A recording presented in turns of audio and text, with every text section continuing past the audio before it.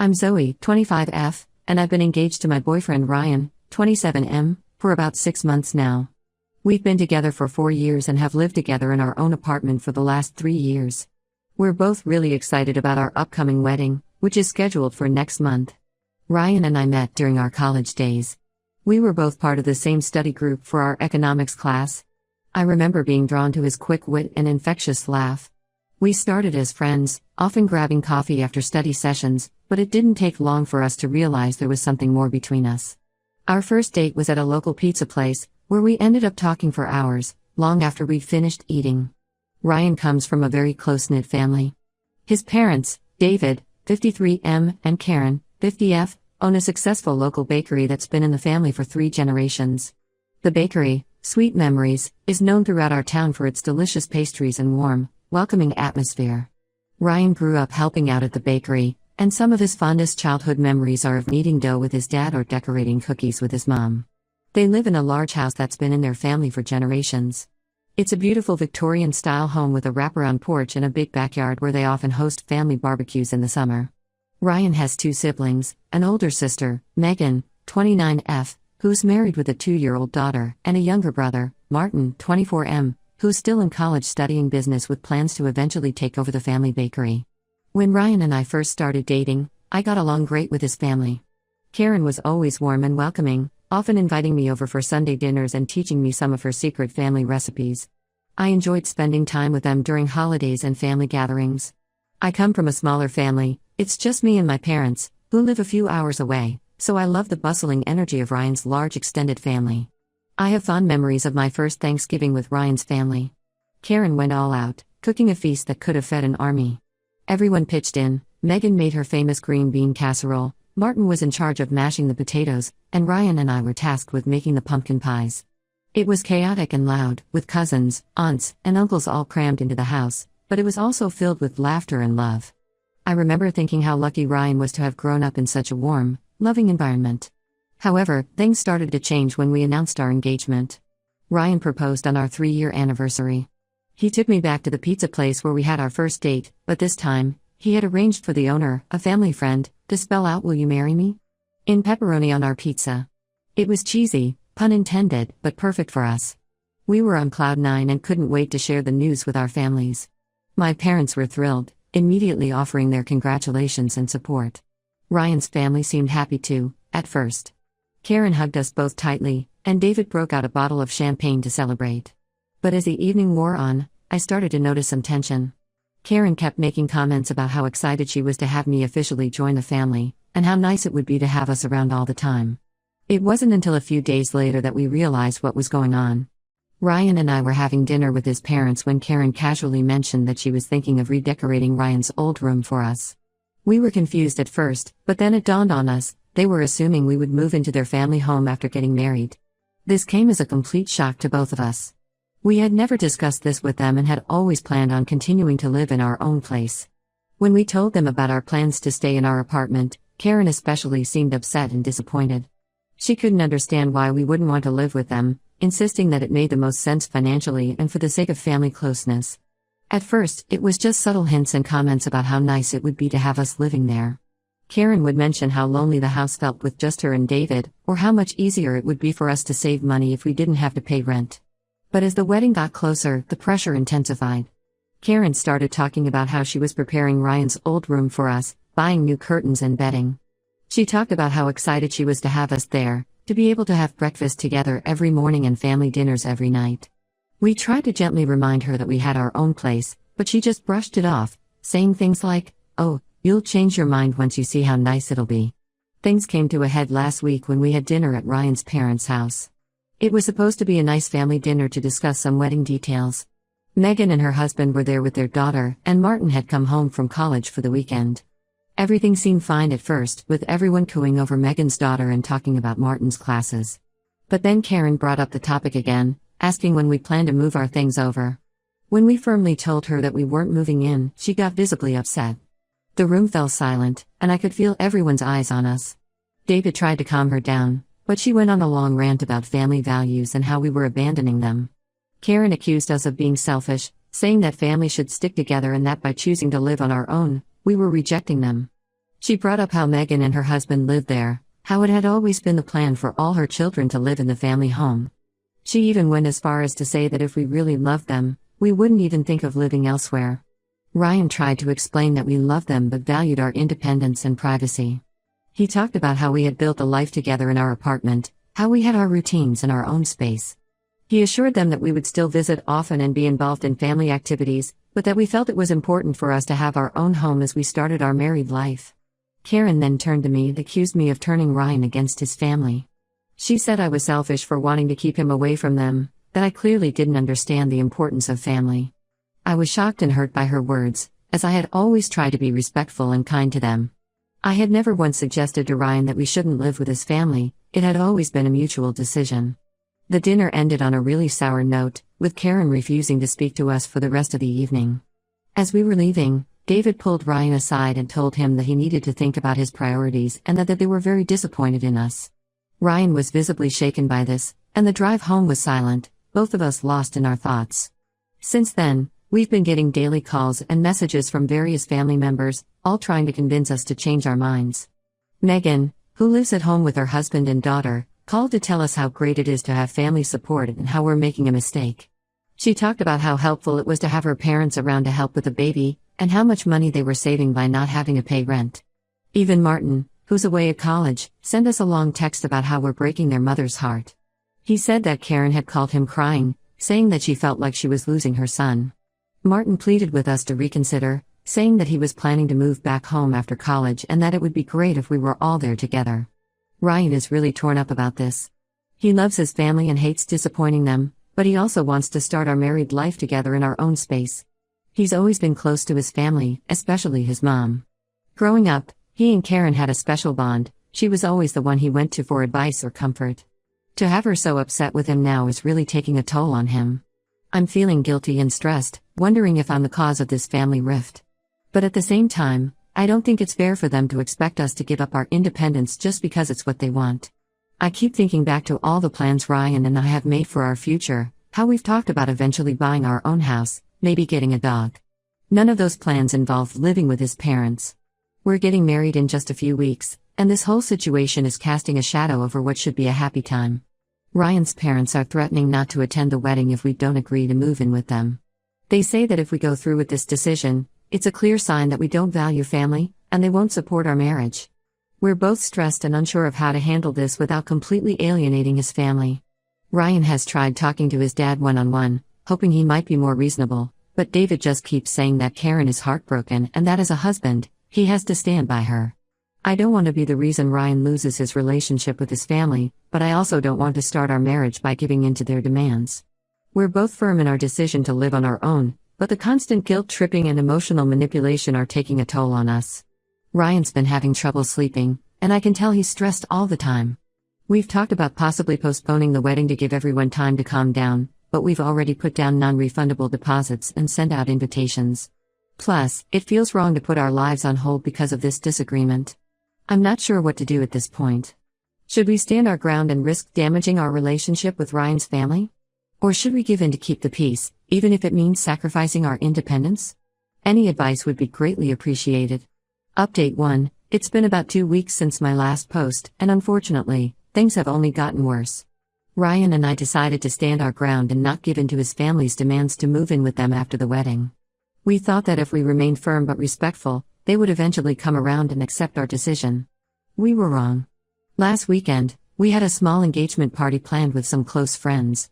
We had invited Ryan's family, hoping it would be a chance to smooth things over.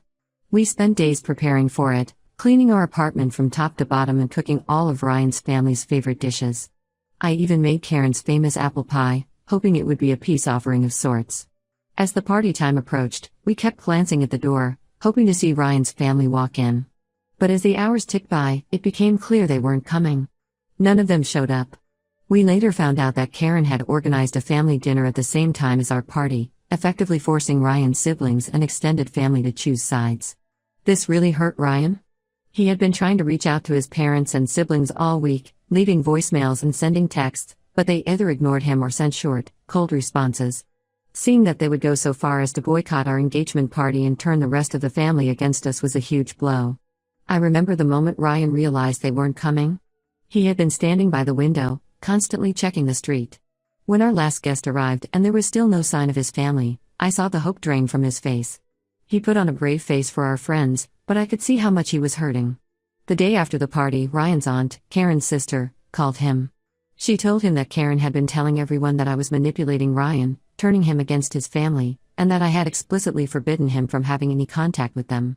According to Karen, I was jealous of Ryan's close relationship with his family and was trying to isolate him from them. Of course, none of this was true. Ryan and I had always made decisions together, and I had always encouraged his relationship with his family. It was clear that Karen was trying to paint me as the villain in this situation, probably hoping that if everyone turned against me, Ryan would leave me and come back to the family fold. Ryan was furious when he heard this. I had never seen him so angry. He immediately called his parents' house, determined to set the record straight. Karen answered, and for the first time since this all began, Ryan lost his cool.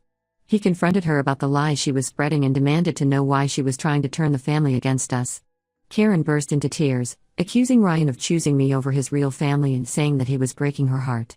She brought up all the sacrifices she had made for him over the years, how she had always put her children first, how she had worked long hours at the bakery to provide for them, how she had always been there for him. She said that by refusing to live with them, Ryan was throwing all of that back in her face. David got on the phone and told Ryan that if he didn't come to his senses and agree to move in after the wedding, they would cut him off completely, emotionally and financially. Even though Ryan is financially independent, his parents had offered to pay for a significant portion of our wedding. Now, they were threatening to withdraw that support just 3 weeks before the ceremony. This threat hit us hard. We had planned our wedding counting on that financial support. Without it, we would struggle to pay for everything we had already booked and arranged. It felt like they were using their financial leverage to force us into compliance. We spent the next few days in a daze, trying to figure out what to do. We looked at our budget and realized that without his parents' contribution, we would have to either postpone the wedding or significantly scale it back. Ryan was torn between standing up for our decision and not wanting to hurt his family or ruin our wedding plans. I suggested we could take out a loan to cover the costs, but Ryan was hesitant to start our married life in debt. We considered asking my parents for help, but I knew they couldn't afford to contribute much more than they already were. We even briefly discussed giving in to Karen's demands, but we both knew that would be a disaster in the long run. After a lot of discussion and tears, we made a decision. We decided to cancel the big wedding we had planned and instead have a small, intimate ceremony with just our closest friends. It's not what we had originally envisioned, but we realized that starting our marriage on our own terms was more important than a lavish ceremony. Making those cancellation calls was heartbreaking. We had to let go of the beautiful venue we had booked, cancel the caterer, and tell the band they were no longer needed. Each call felt like we were chipping away at the dream wedding we had planned. But at the same time, there was a sense of relief. We were taking control of our situation, refusing to let Ryan's family's manipulation dictate our choices. We sent out messages to our guests explaining the change of plans.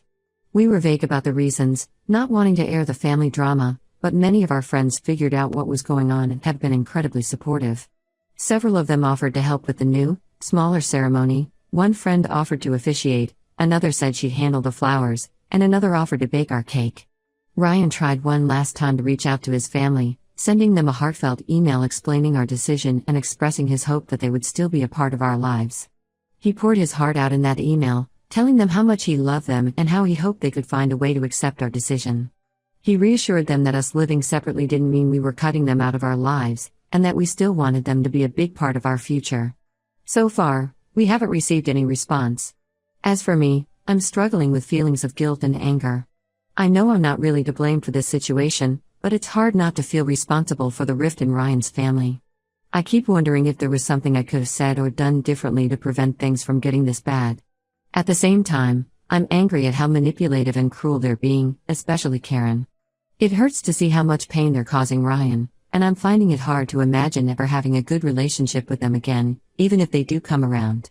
Ryan is putting on a brave face, but I know he's hurting deeply. He's started seeing a therapist to help him process everything that's happening. I can see how conflicted he is. On one hand, he's angry at his family's behavior and sure of our decision, but on the other hand, he misses them terribly and feels guilty for disappointing them. There are moments when I catch him looking at old family photos with a sad expression, and it breaks my heart. We're trying to focus on our love for each other and the life we're building together, But it's hard when this dark cloud is hanging over us. We're both having trouble sleeping, and there's a tension between us that wasn't there before. We're not fighting, but there's a heaviness in our interactions, a sadness that we can't seem to shake. Our new, smaller wedding is in just 2 weeks. We're both anxious about whether Ryan's family will make any last-minute attempts to disrupt it or if they'll maintain their silence. We've warned a few friends who will be attending about the situation, just in case Karen or anyone else tries to show up and cause a scene. It's sad that we even have to consider these things for what should be the happiest day of our lives. Either way, we're determined to go through with it and start our married life together, with or without their blessing. We know it won't be easy, but we're committed to supporting each other through this difficult time. We're hoping that once we're married and they see that we're happy and doing well on our own, maybe they'll come around. But we're also preparing ourselves for the possibility that this estrangement might be long-term or even permanent. I never imagined that planning our wedding would be like this. Instead of choosing flowers and tasting cakes, we're strategizing how to handle potential family drama and mourning the loss of relationships we thought would last a lifetime. But through it all, Ryan and I have grown closer. We're facing this challenge as a team, and I know that whatever happens, we'll get through it together.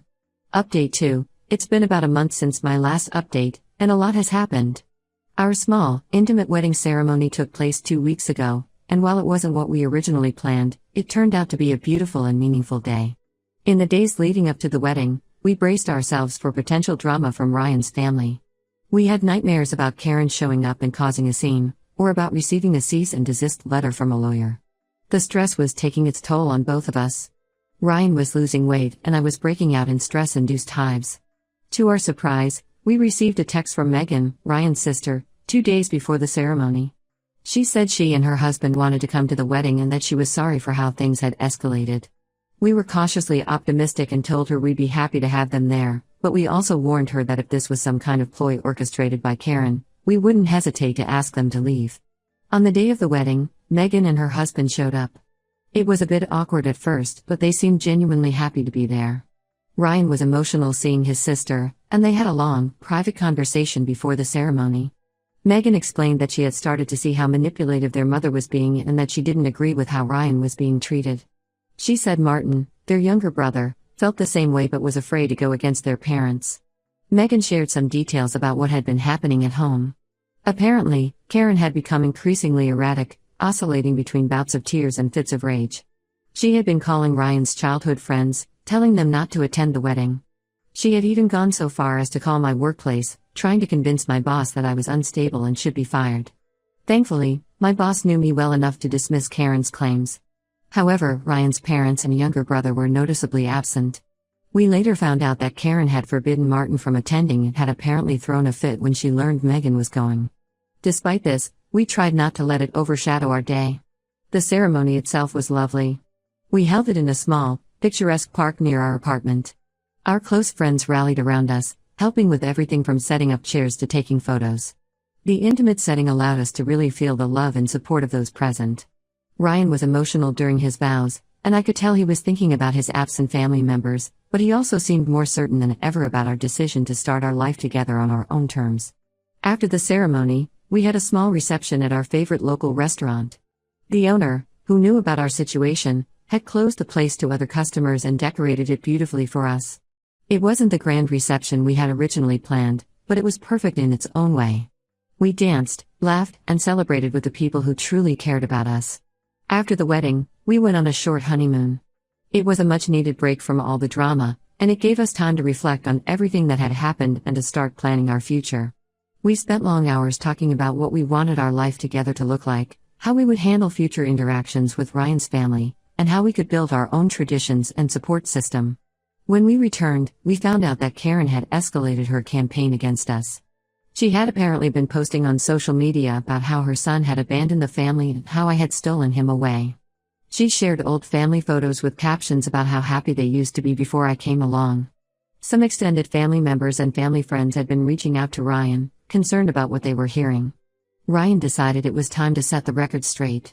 He wrote a long, detailed post explaining our side of the story, how we had always planned to live independently, how his parents had tried to manipulate us into moving in with them, and how they had ultimately chosen to cut us off when we didn't comply with their demands. He was respectful but firm, making it clear that while he loved his family, their behavior had been unacceptable. The response to Ryan's post was overwhelming. Many family friends and even some extended family members reached out to offer their support. They shared stories of how Karen had tried to control their lives too, and how they had struggled with setting boundaries with her. It was eye-opening for Ryan to realize that this wasn't just about us, but part of a larger pattern of behavior. Megan called us a few days after Ryan's post went up. She said that Karen was furious about the post and had been ranting about taking legal action for defamation. We're not too worried about that, as everything Ryan said was true, but it's still stressful to think about. On a more positive note, Megan said that Martin had read the post and it had really opened his eyes to the situation.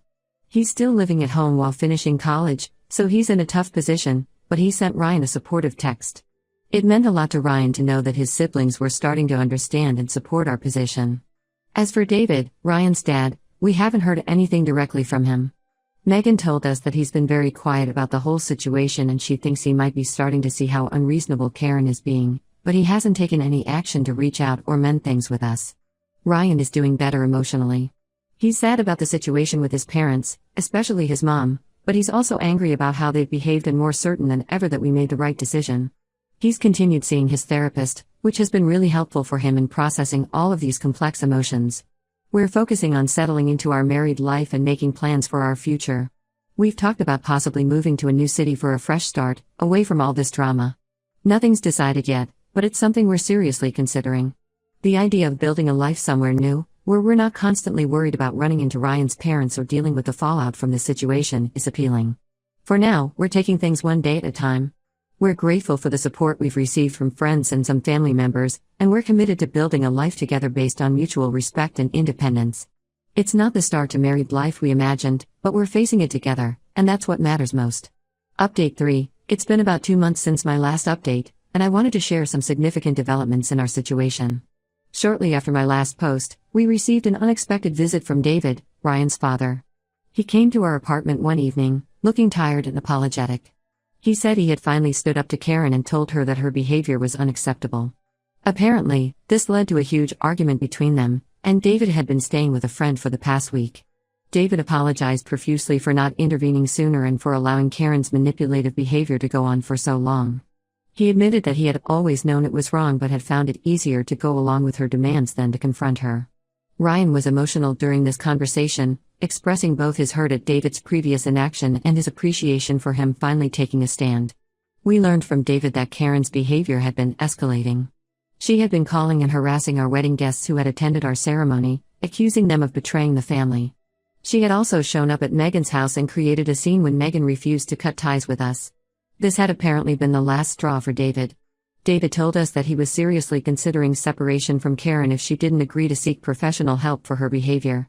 He asked for our forgiveness and expressed hope that we could rebuild our relationship, though he understood if we needed time. Ryan was cautiously optimistic about reconnecting with his father, but we both agreed that we needed to take things slow. We made it clear to David that while we appreciated his apology, we wouldn't consider any reconciliation with Karen unless she took responsibility for her actions and got help. A week after David's visit, we received a call from Martin. He told us that the situation at home had become unbearable. Karen's behavior had become increasingly erratic and he no longer felt comfortable living there. He asked if he could stay with us for a while until he figured out his next steps. We agreed, happy to be able to support Ryan's younger brother. Having Martin stay with us has been a positive experience. He's opened up about the toxic environment at home and how Karen's controlling behavior had affected him throughout his life. It's been healing for Ryan to connect with his brother and to know that he's not alone in his experiences. As for Karen, we haven't had any direct contact with her. We've heard through Megan that she's still angry and blaming everyone else for the situation. David is proceeding with a trial separation and has encouraged her to seek therapy, but so far, she's refused. This whole experience has been a roller coaster of emotions, but Ryan and I feel stronger as a couple.